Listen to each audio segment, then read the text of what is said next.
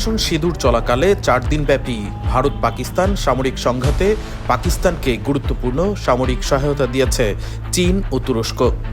এমনটি দাবি করেছেন ভারতীয় সেনাবাহিনীর উপপ্রধান লেফটেন্যান্ট জেনারেল রাহুল আর সিং।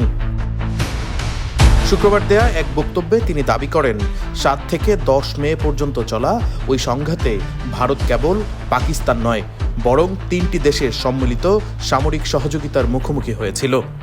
এমন খবরই প্রকাশ করেছে ভারতীয় গণমাধ্যমগুলো। জেনারেল সিং বলেন, চীন এই সংঘাতকে তাদের পাকিস্তানে রপ্তানিকৃত অস্ত্রের কার্যকারিতা যাচাইয়ের লাইভ ল্যাব হিসেবে ব্যবহার করেছে।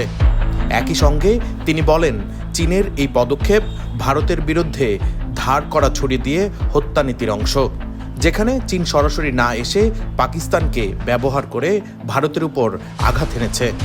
এদিকে জেনারেল সিংয়ের এই মন্তব্যের পর কংগ্রেস দল সংসদে ভারত চীন সম্পর্ক নিয়ে আলোচনার দাবি জানিয়েছে।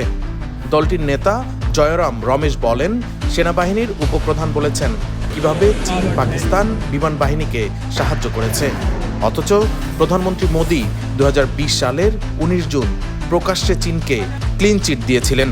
তিনি আরও বলেন, কংগ্রেস 5 বছর ধরে সংসদে এই বিষয়ে আলোচনার দাবি জানিয়ে আসছে, কিন্তু মোদি সরকার তা বারবারই এড়িয়ে যাচ্ছে। ডেস্ক রিপোর্ট, দৈনিক ডেস্টিনি।